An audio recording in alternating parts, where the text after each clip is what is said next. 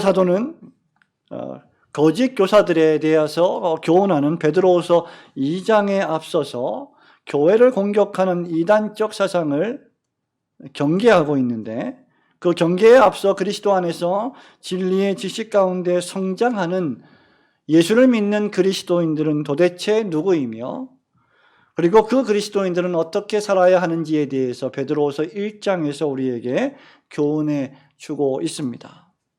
1절과 2절의 인사말로 시작하는 베드로는 그래서 3절부터 11절에서 그리스도인들이 하나님께서 불러주신 부르심을 통하여 신성한 성품, 즉 하나님의 성품에 참여한 자로 살아가야 하며, 나아가 12절부터 21절에서는 영원한 그리스도의 나라에 대하여 확신할 것을 권면하고 있습니다.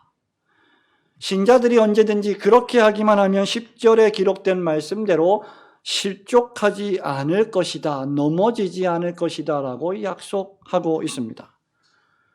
그러나 이는 반대로 예수님을 믿는 신자가 지금 사도 베드로가 베드로후서 1장에서 우리에게 권면해 준 대로 하나님의 부르심을 따라 신성한 성품에 매일매일 참여하는 삶을 게을리하며 하나님의 나라를 바라보며 그 하늘을 소망하며 살아가지 않는다면 자기도 모르는 사이에 늘 실족하게 될지도 모른다는 것을 의미하는 말씀입니다.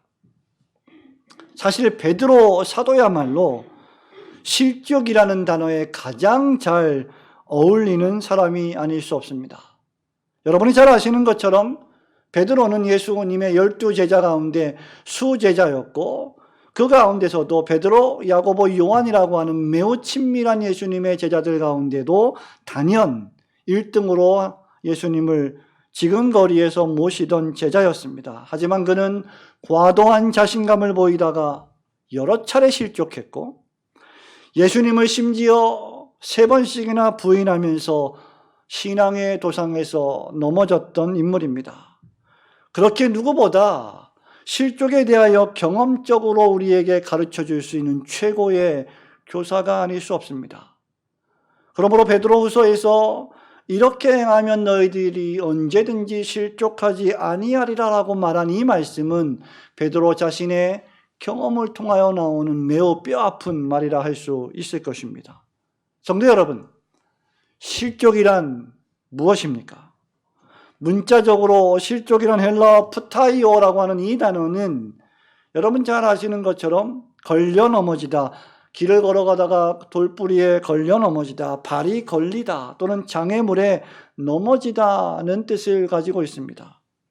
그 속에는 더욱더 영적으로는 죄를 범한다, 실수한다, 오류에 빠진다, 이단에 빠진다, 결국 비참에 빠진다는 의미가 담겨 있습니다.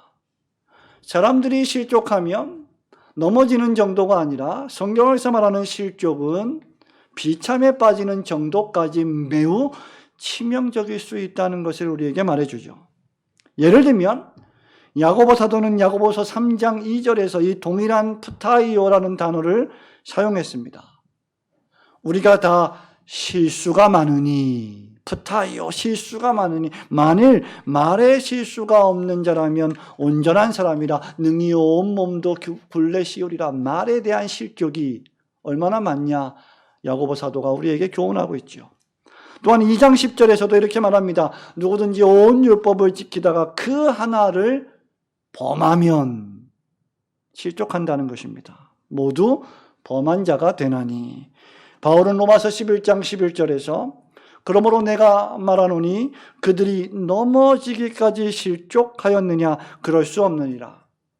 그들이 넘어짐으로 구원이 이방인에게 이르러 이스라엘로 시기나게 함이니라. 똑같은 단어를 사용하고 있습니다. 여기서의 실족이란 나로 말미암아 다른 사람을 시험 들게 하거나 실족하게 하는 일이 아닌 자기 자신이 스스로 넘어지고 쓰러지고 실족하는 일을 가리킵니다. 신자는 절대로 다른 사람을 실족하게 하는 일을 삼가해야 합니다. 실족하게 하는 일이 없을 수는 없으나 실족하게 하는 그 사람에게는 화가 미치리로다 우리 주님이 말씀하셨습니다. 하지만 동시에 자기 자신이 어떤 경우에도 실족하지 않아야 한다는 것을 우리는 교훈받고 있습니다. 성도 여러분, 저와 여러분 오늘날 얼마나 많이 실족할 만한 세상과 상황 속에서 살고 있습니까? 죄가 많고 타락한 이 세상 속에서 살아가는 저와 여러분은 시마다 때마다 매일매일 실족할 만한 이유들을 가지고 살아갑니다. 잊을만 하면 터지는 이단들의 확진 소식들, 또 여러 불건전한 단체들의 확진 소식들. 그러나 그럼에도 불구하고 그들과 우리는 다르다고 전혀 지금 말할 수 없는 상황 속에서 건강한 교회들, 건전한 교회들까지 실족하는 일들이 벌어지고 있습니다. 그럼에도 불구하고 상황이 어떠하든지 저와 여러분이 개인적으로 닥친 여러 가지 문제들이 어떠하든지 신자는 성경 속에서 언제든지 실족하지 않아야 한다라는 권면의 말씀을 듣고 있습니다. 신자가 실족하지 않으려면 어떻게 해야 할까요? 오늘 본문의 말씀에서 베드로 사도는 세 가지를 권면하고 있습니다. 하나는 저와 여러분이 넘어지지 않으려면 언제든지 신자로서 하나님께서 하신 보배롭고 지극히 큰 약속을 늘 기억해야 합니다. 성도 여러분, 3절과 4절 말씀을 저와 함께 읽어보겠습니다. 그의 신기한 능력으로 시작. 그의 신기한 능력으로 생명과 경건에 속한 모든 것을 우리에게 주셨으니 이는 자기의 영광과 덕으로서 우리를 부르신 이를 알므로 말미암음이라. 이로써 그 보배롭고 지극히 큰 약속을 우리에게 주사 이 약속으로 말미암아 너희가 정욕 때문에 세상에서 썩어질 것을 피하여 신성한 성품에 참여하는 자가 되게 하려 하셨느니라. 아멘.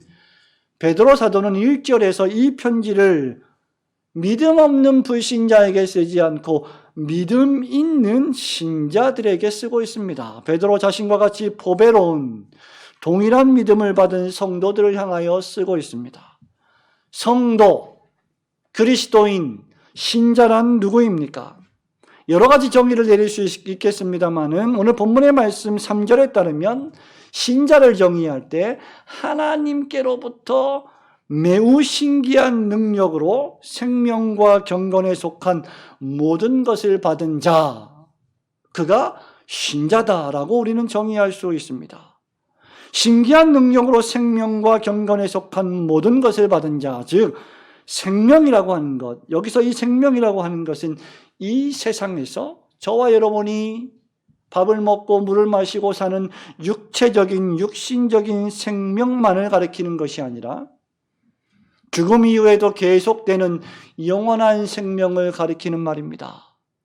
그렇게 하이델베르크 요리문답이나 또 벨직 신앙고백서는 은혜의 방편 성례를 이야기할 때 사람들에게는, 신자들에게는 이중적 생명이 있다. 그 하나는 육체적 생명이요, 하나는 영적 생명이다. 육체적 생명, 신체적 생명이 세상의 음식을 먹고 마심으로 유지되듯이 천상적 생명, 영적 생명은 세례와 성찬으로 유지되어야 한다라고 우리에게 권면하면서 세례와 성찬식의 고의로 불참하지 않아야 할 것을 계속하여 권면하고 있습니다. 그러므로 여러분, 죽음 이후에도 계속되는 생명, 그것을 신자는 가지고 있다는 것이고, 경건이라는 것은 그렇기에 신자들이 이 세상을 살아갈 때 이 세상만 바라보지 않고 그 영원한 생명을 바라보며 살아가는 성도의 절제된 삶을 신기한 능력으로 알게 되었다는 것을 뜻합니다.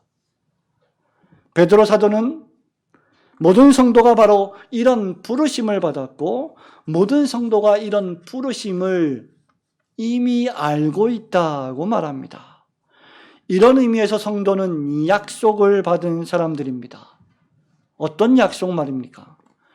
영원하신 하늘에 계신 하나님 아버지께서 우리를 부르시고 우리에게 영원한 생명을 알게 하시고 이 세상에서 경건하고 거룩하게 살아가는 자들에게 그 생명을 온전히 완성해 주신다는 약속입니다. 그 시작이 무엇입니까? 하나님의 부르심입니다.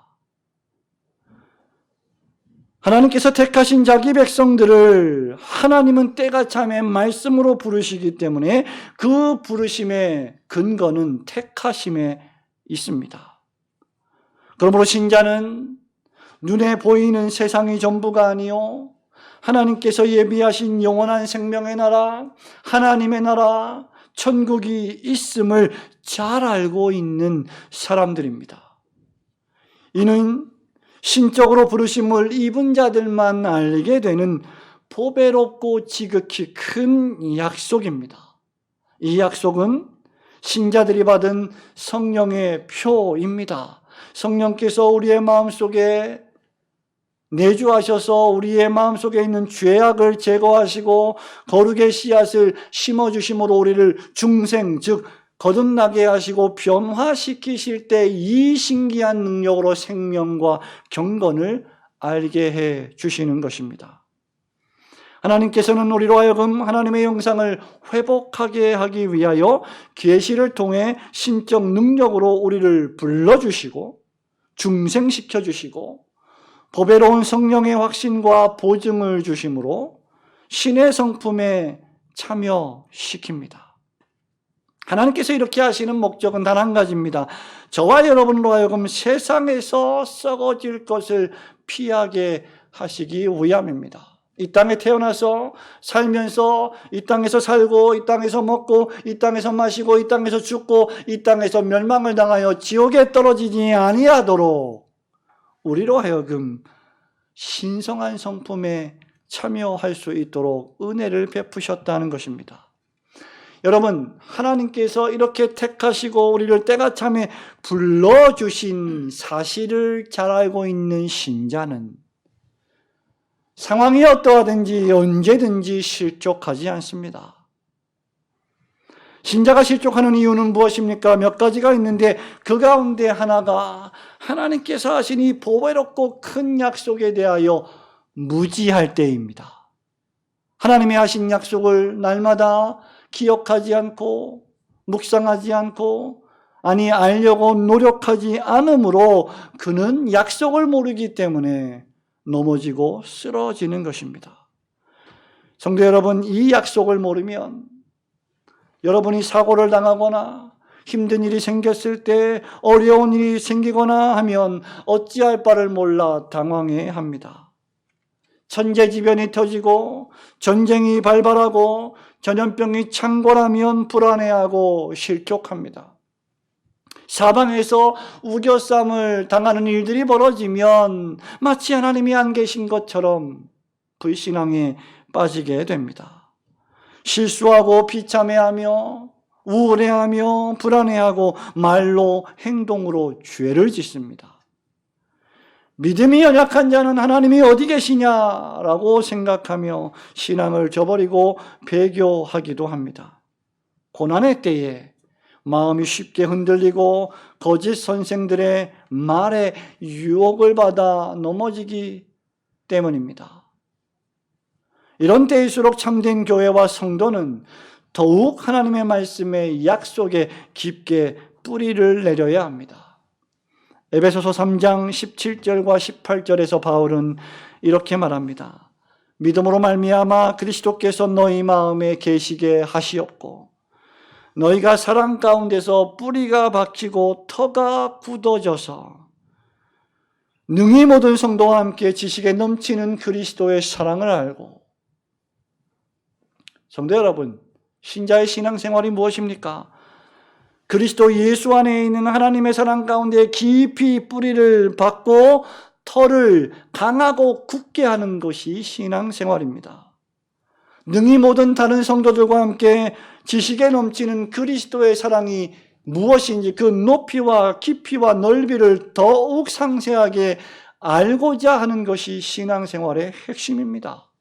신앙생활은 단순히 그런 의미에서 종교생활이 아닙니다. 의식을 준수하는 것이 아닙니다. 몇 가지 율법 조항을 지키는 것이 아닙니다. 하나님 아버지와 성자 하나님과 성령 하나님이 누구시고 그분이 우리를 위하여 어떤 일을 하셨는지를 더욱 깊이 알아가는 것이 신자의 신앙 생활입니다. 그래야만 우리가 하나님이 하신 약속이 무엇인지를 깨닫고 여러 가지 상황 속에서 실족하지 않을 수 있을 것이기 때문입니다. 신자는 어떤 일이 있어도 흔들리지 말고 견실하여 주의 일에 더욱 힘쓰는 자가 되어야 합니다. 오직 하나님의 약속의 풍성한 말씀에 거하는 신자만이 흔들리지 않을 것이며 실족하지 않을 것임을 굳게 믿으시고 그 하나님의 하신 구약과 신약 성경의 여러 다양한 약속의 말씀들을 매일매일 읽고 묵상하시며 그 속에서 은혜와 믿음의 용기를 얻으시기를 주님의 이름으로 축원합니다. 두 번째로 신자들이 언제든지 실족하지 않으려면 신성한 성품에 참여하는 자가 되었다는 사실을 깨닫고 더욱 그 신성한 성품을 훈련하기 위하여 힘써야 합니다. 5절, 6절, 7절 말씀을 우리 함께 읽겠습니다. 그러므로 시작. 그러므로 너희가 더욱 힘써 너희 믿음의 덕의 지식을, 지식의 절제를, 절제의 인내를, 인내의 경건을, 경건의 형제 우애를, 형제 우애의 사랑을 더하라. 이런 것이 너희에게 있어 흡족한즉 너희로 우리 주 예수 그리스도를 알기에 게으르지 않고 열매 없는 자가 되지 않게 할 것이다. 우리가 이 8가지에 힘써야 하는 이유는 우리 주 예수 그리스도를 알아야 하기 때문이고 그래야만 참된 열매를 맺을 수 있기 때문입니다. 그리스도인의 특징에 대해 설명하기 시작하면서 베드로는 무엇보다도 그리스도인들은 신의 성품에 참여하는 자라고 했습니다. 여기 신성한 성품이란 그 당시에 거짓 교사들이 주장하는 것처럼 이 예수 그리스도를 믿고 믿음으로 말미암아 구원을 얻으면 하나님과 같이 된다, 하나님의 본질에 참여하게 된다라고 하는 거짓된 가르침을 가르쳤습니다. 즉 믿음으로 말미암아 하나님과 방불한 속성을 가지게 된다, 본질을 가지게 된다라고 말했는데 전혀 그것이 아닙니다. 여기서 신성한 성품이란 신의 본질 또는 본성이 아니라 신의 본체가 아니라 그 본질에서 나오는 여러 가지 속성, 즉 인격적 속성을 가리킵니다. 이것은 세속적이고 죄악된 이 세상과 반대되는 것으로서 중생과 성화를 통하여 하나님의 형상대로 회복되어가는 신자의 인격적 특징을 가리킵니다. 사람이 진정으로 회심하면 하나님의 성령께서 그 사람 속에 거하시게 됩니다.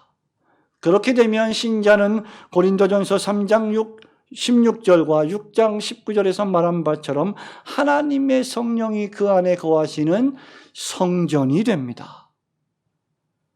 그는 더욱 하나님의 형상을 담고 거룩하신 그 형상을 회복하게 됩니다.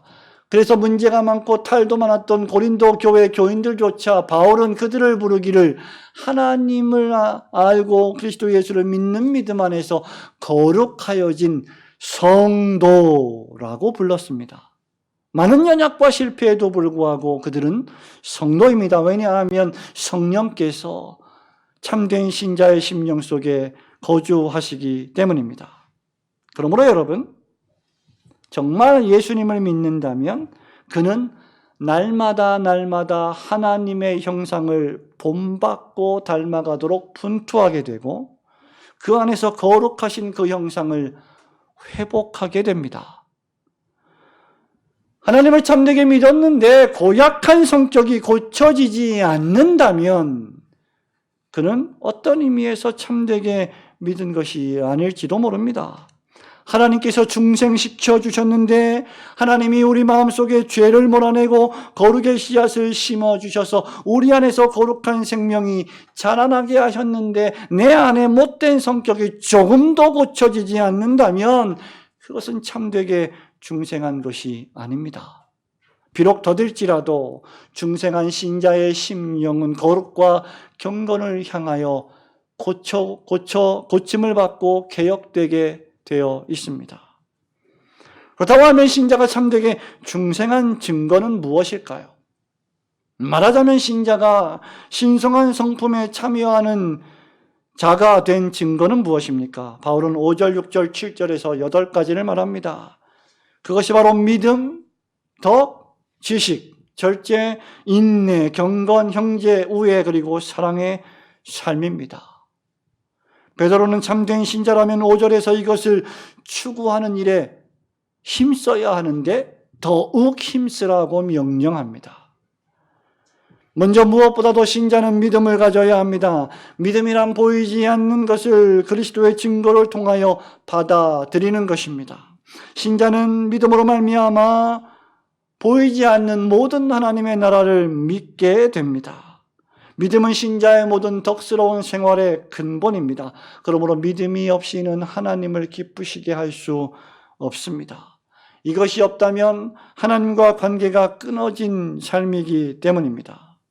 그러므로 신자는 우리를 구원하실 때 주신 그 구원적 믿음 이후에 계속하여 성장시켜야 할 믿음을 가지고 있습니다. 신자는 믿음을 성장시키는 일에 가장 힘써야 할 것입니다. 둘째로 덕이란 선한 행실을 의미합니다. 덕행이란 무엇입니까? 예의, 범절, 친절, 자비로운 호의적 행동, 선행, 부드러운 말씨, 정갈한 태도 등의 모든 것을 포함하는 그리스도인의 참된 윤리입니다. 믿음은 있는데 덕스러운 말과 행동의 윤리가 없다면 그 믿음이 참된 것임을 증명하지 못할 것입니다. 예수님을 믿고 죄를 회개하고 신자가 되었는데 여전히 세속에서 살았던 상스러운 말과 욕설을 입에 담는다면 그가 과연 진정 중생받은 신자인지 우리는 의심하지 않을 수 없습니다.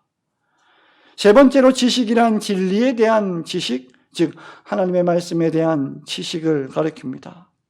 신자가 진리에 대한 지식을 갖는 것은 매우 중대한데 그 이유는 신자가 아무리 인격적으로 고매하다 할지라도, 왜냐하면 예수님을 믿지 않는 사람들 가운데도 하나님의 일바른 총하에서 인격이 고매한 사람들이 많이 있기 때문입니다. 그럼에도 불구하고 진리의 말씀 안에 그 인격이 있지 않다면 언제든지 그것은 실수를 저지르고 실족하기 쉽기 때문입니다.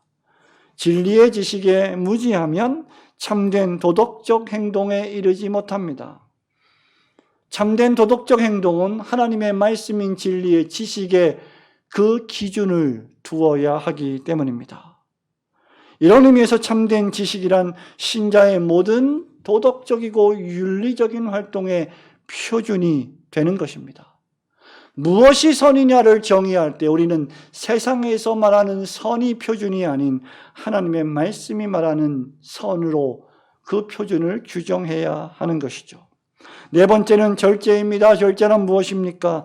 참고 멈추는 것입니다. 특별한 지식에 절제를 더하라고 했습니다. 지식에 절제를 더하라고 했습니다. 신자는 진리의 지식을 갖고 있다 하더라도 하나님에 대해서 완전히 알 수는 없는 노릇입니다. 따라서 이때 필요한 것이 절제입니다. 우리는 하나님께서 알게 해주신 것만 알 수 있을 뿐입니다. 그러므로 공연한 호기심으로 하나님에 대하여 꼬치꼬치 캐물어 알아보려고 하는 것은 오묘한 일은 하나님께 속하였다라고 하는 말씀에 대한 위반이요, 신자답지 못한 행동입니다.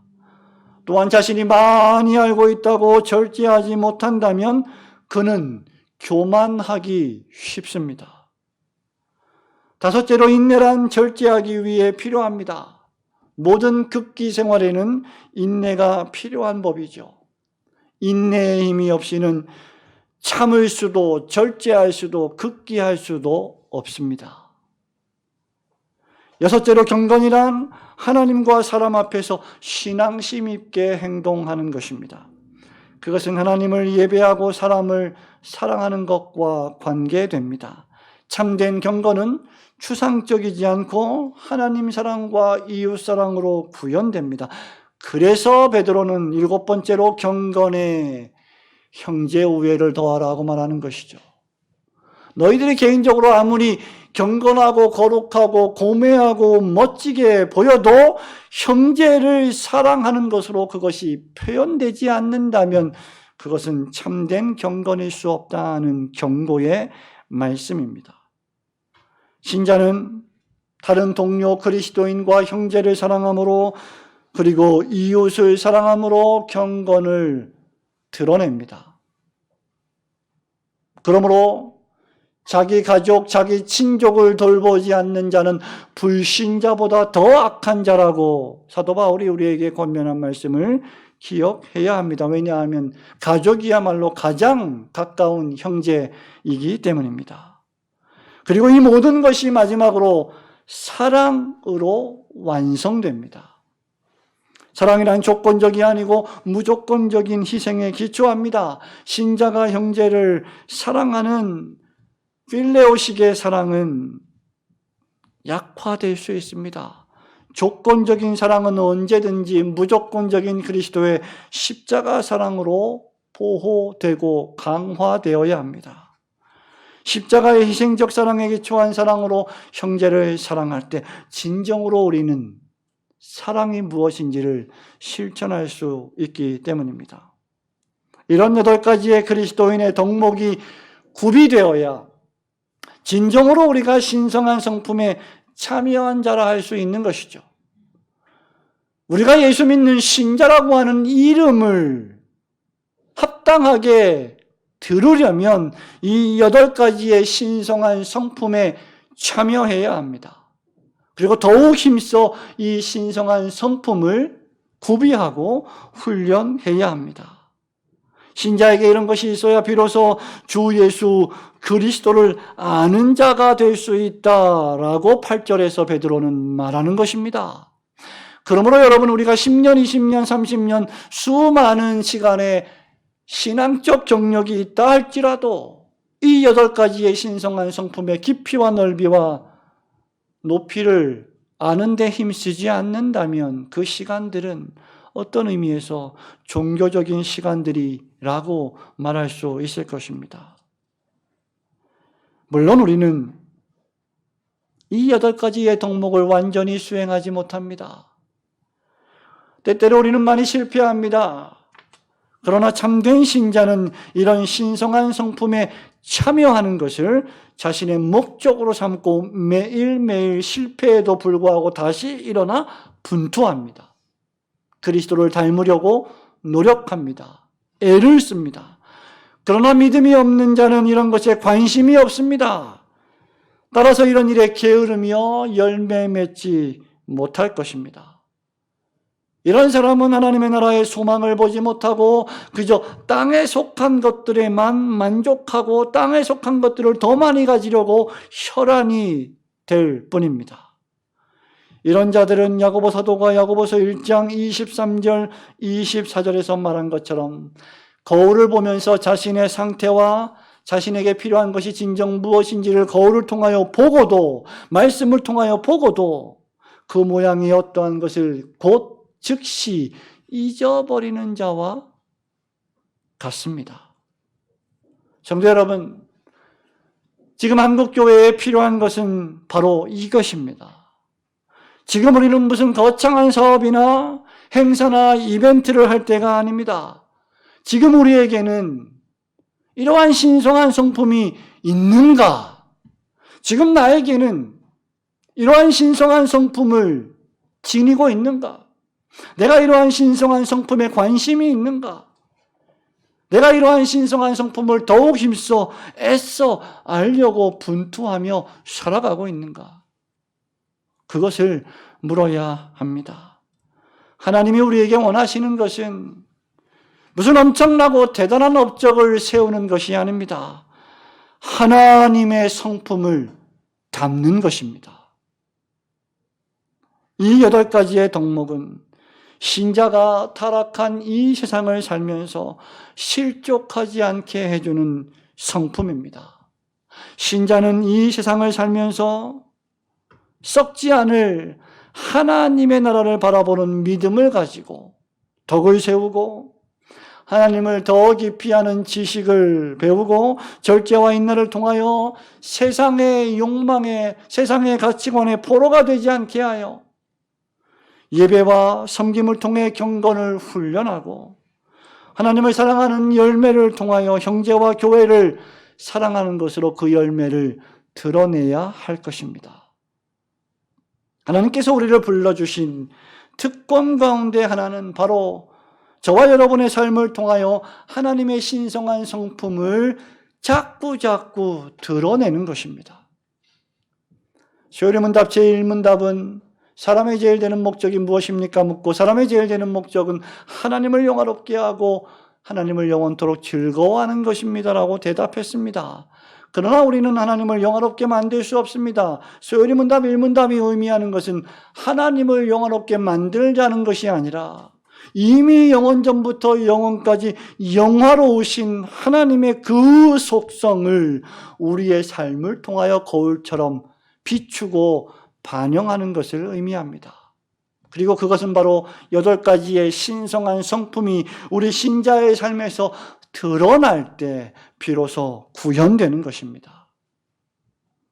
이 8가지의 신성한 성품에 부지런히 참여함으로 여러분의 삶의 제일 되는 목적인 하나님을 영화롭게 하고 그 하나님을 영원토록 즐거워하시는 성도들이 되시기를 주님의 이름으로 축원합니다. 세 번째로 저와 여러분이 언제든지 실족하지 않으려면 부르심과 택하심을 굳게 하는 강한 신앙의 훈련에 매진해야 합니다. 10절 말씀을 우리 함께 한 번 더 읽어봅니다. 그러므로 형제들아, 시작. 그러므로 형제들아, 더욱 힘써 너희 부르심과 택하심을 굳게 하라. 너희가 이것을 행한즉 언제든지 실족하지 아니하리라. 아멘. 성도 여러분, 여러분의 신앙의 경력을 자랑하지 마십시오. 여러분의 직분을 자랑하지 마십시오.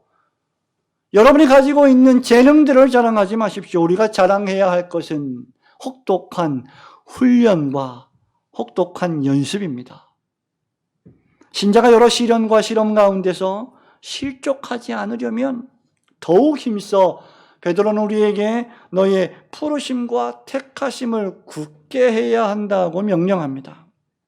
이 말은 신자가 자신에게 임한 하나님의 자비로서의 부르심과 택하심을 내가 열심히 훈련해서 선택하거나 또는 내가 받기 싫어서 거절하거나 할 수 있는 성질의 것이 아님을 우리에게 교훈해 줍니다.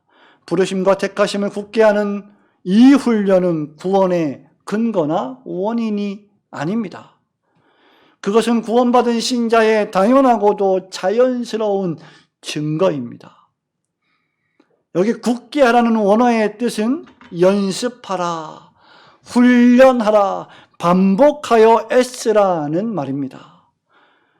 신자가 하나님의 은혜로 중생받고 구원을 얻으면 그는 자신의 부르심과 택하심을 말씀을 통하여 연습하고 훈련하게 됩니다. 예배를 통하여 연습하고 훈련하게 됩니다. 세례와 성찬을 통하여 연습하고 훈련하게 됩니다. 기도를 통하여 연습하고 훈련하게 됩니다.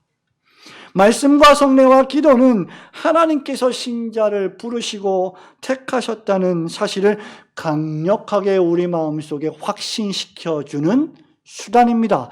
그래서 이것을 우리는 은혜의 방편이라고 말합니다.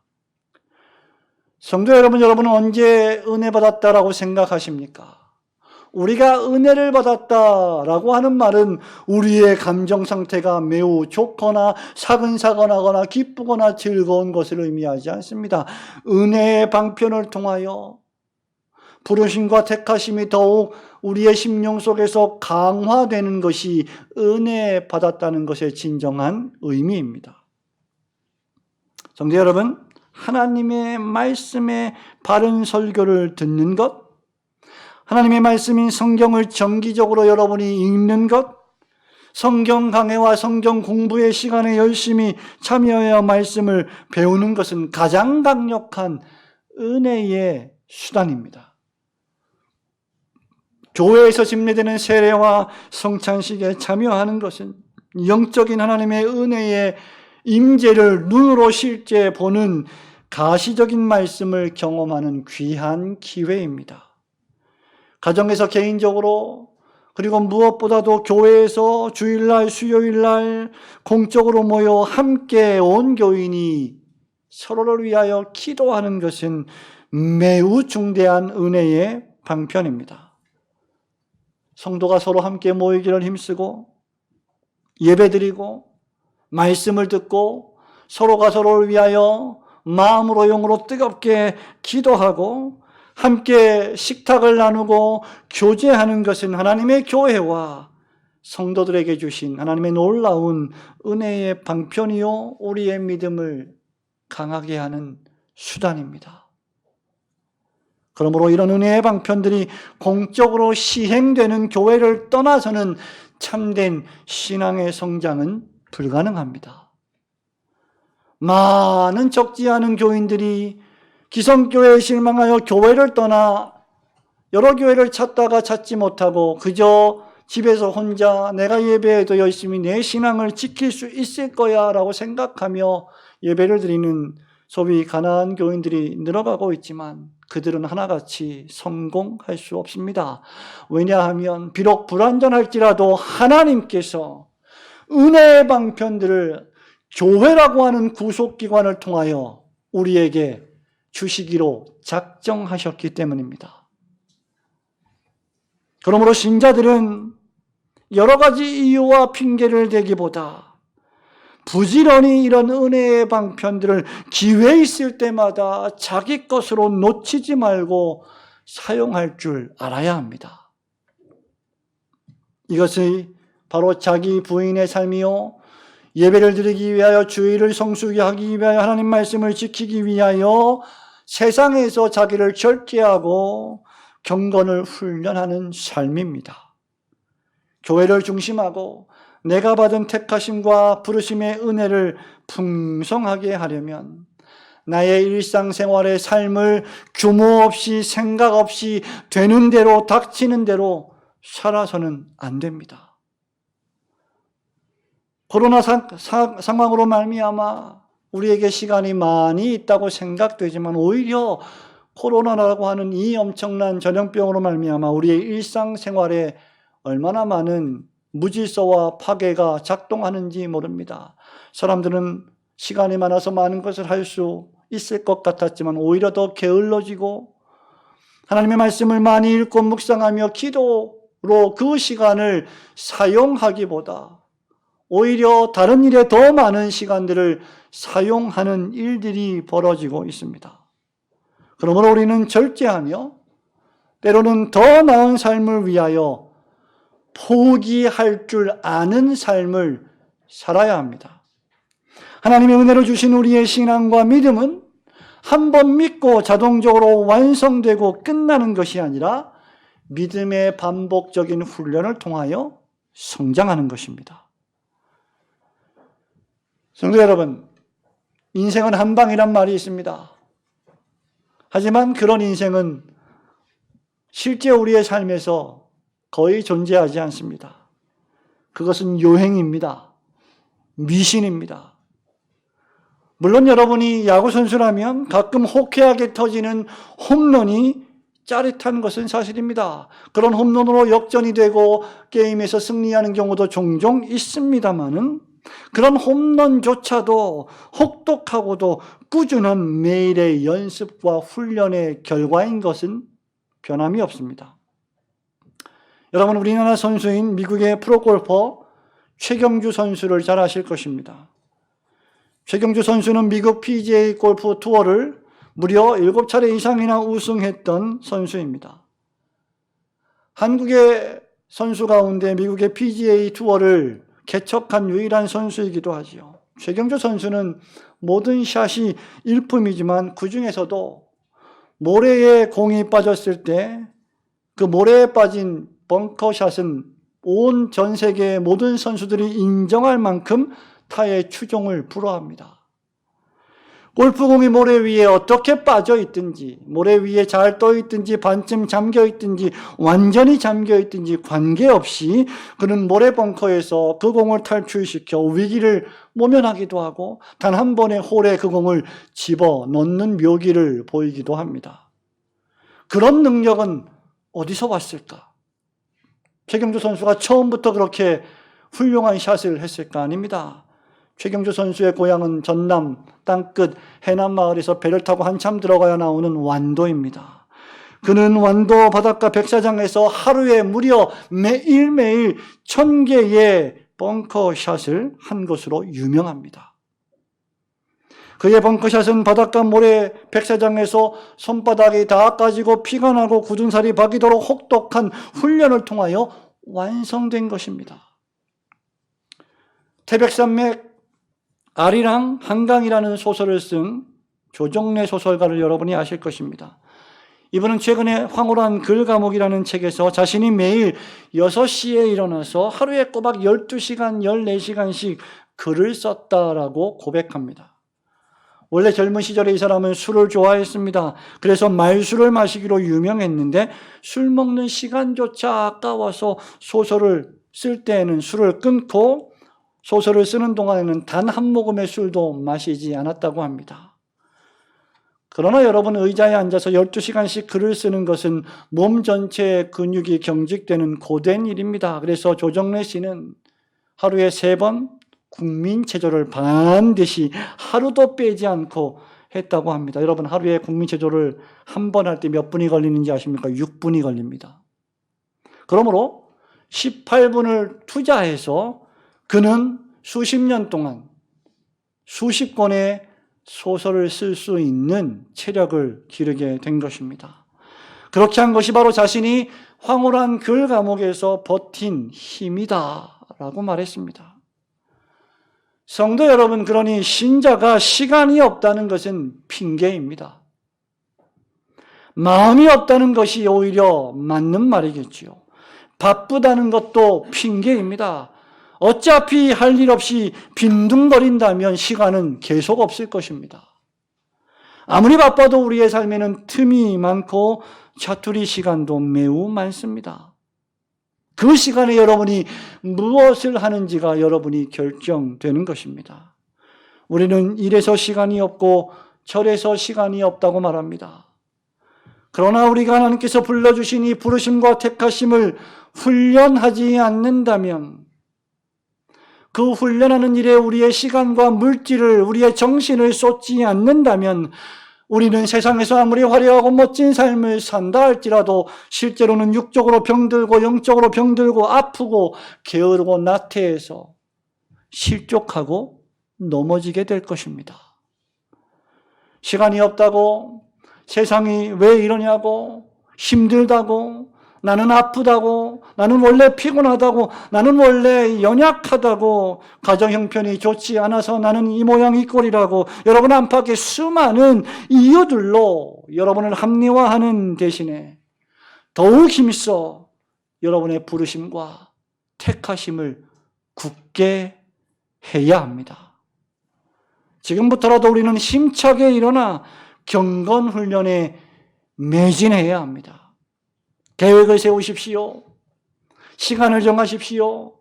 왜 이렇게 말합니까? 성경이 우리에게 게으르지 말고 부지런히 열심을 품고 주를 섬기라고 명령하기 때문입니다. 여러분, 이것은 세상 윤리가 아닙니다. 하나님 말씀의 명령입니다. 그러므로 계획을 세우고 시간을 정하고 연습하십시오. 말씀을 읽는 연습을 하지 않으면 어느 날 갑자기 여러분이 많은 말씀을 읽을 수 없습니다. 기도를 연습하지 않으면 여러분 갑자기 어느 날 은혜를 받아서 많은 시간 기도할 수 있게 되는 것이 아닙니다. 기도의 연습, 말씀을 읽는 연습, 말씀 설교를 듣는 연습, 그런 훈련을 통하여 우리의 신앙은 더욱 강력해지는 것입니다. 하나님의 보배롭고 큰 약속의 말씀이 담긴 교리를 배우는 훈련, 사근사근하고 나긋나긋하고 내 귀에 듣기 좋은 말들만, 우유만 젖먹이와 같이 먹는 신앙에서 딱딱한 고기도 씹어 먹을 줄 아는 훈련을 해야 합니다. 평생 다 읽어도 못 읽을 신구약 성경을 여러분은 얼마나 많이 자주 풍성하게 읽고 경험하고 계십니까? 여러분 훈련하십시오. 육체의 연습은 약간 유익이 있으나 경건의 연습은 범사에 유익하니 지금 이 세상과 다가오는 세상에서 너희에게 유익하다라고 바울은 디모데에게 권면하고 있습니다. 그리하면 언제든지 실족하지 않을 것입니다. 더 이상의 게으름과 나태를 핑계 삼지 말고 핑계의 저주를 박차고 일어나 여러분이 받으신 영광스러운 부르심과 택하심의 은혜를 더욱 강하게 하시는 성도들이 되시기를 주님의 이름으로 축원합니다. 신성한 성품에 참여하며 살아가는 자는 넘어지지 않을 것인데, 왜냐하면 그들은 11절에서 우리 주 예수 그리스도의 영원한 나라에 들어감을 넉넉히 주실 것이기 때문입니다. 예수 그리스도의 영원한 나라라는 것은 하나님께서 계신 영광의 내세, 하나님의 나라 천국을 가리킵니다. 이런 생활을 하는 자는 그리스도께서 계신 천국에 넉넉하게 들어가게 될 것입니다. 아무 의심 없이 확신을 가지고 의로운 생활로 부르심과 택하심을 굳게 하는 자들은 일생 동안 지식뿐만이 아니라 체험적인 신앙생활을 통하여 우리에게 주신 천국의 길을 힘차게 걸어가는 것입니다. 우리의 신앙의 인생길을 성경은 달리기 경주라고 비유하고 있습니다. 군인과 같다고 했습니다. 한번 경주를 시작하면 여러분, 한번 예수님을 믿으면 나는 가만히 있고 마치 에스컬레이터나 엘리베이터가 나를 20층까지 올려다 주는 것처럼 자동적으로 완전 성취되는 것은 아닙니다. 우리는 분투해야 하고 열심을 품고 주를 섬기며 힘차게 달려가야 합니다. 보배롭고 큰 약속이 완전히 성취되는 그날 예수 그리스도께서 다시 오실 텐데, 그때까지 우리가 실족하지 않으려면 열심히 신앙의 길, 믿음의 길을 달려가야 합니다. 우리 신앙의 선배들은 하나같이 하나님을 의지하며 믿음으로 열심히 봉사하고 섬기고 헌신하며 심지어 목숨도 아까운 것으로 여기지 않고 순교하며 살아갔습니다. 그런 신자들만이 바울과 함께 디모데후서 4장 7절과 8절의 말씀을 비로소 고백할 수 있을 것입니다. 나는 선한 싸움을 싸우고 나의 달려갈 길을 마치고 믿음을 지켰으니 이제 후로는 나를 위하여 의의 면류관이 예비되었으므로 곧 주 의로우신 재판장이 그날에 내게 주실 것이며 내게만 아니라 주의 나타나심을 사모하는 모든 자에게 도니라. 여러분, 이런 고백은 신앙의 싸움을 다 싸우고 달려갈 길을 열심히 분투하며 달려간 자들만 할 수 있는 고백입니다. 마지막 날에 우리는 부끄럽지 않기를 원합니다.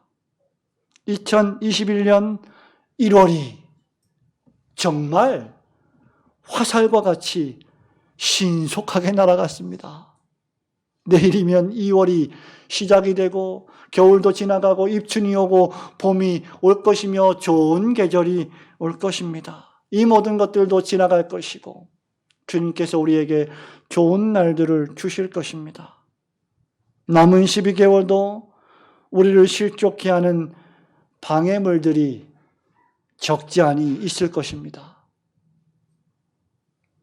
그러나 저와 여러분이 부르심과 택하심을 굳게 한다면 실족하지 않을 것입니다. 실족할 만한 여러 가지 상황과 다양한 환경 속에서도 하나님의 말씀과 기도와 예배로 매일매일의 여러분의 삶을 승리하시는 성도들이 되시기를 주님의 이름으로 축원합니다. 아멘. 우리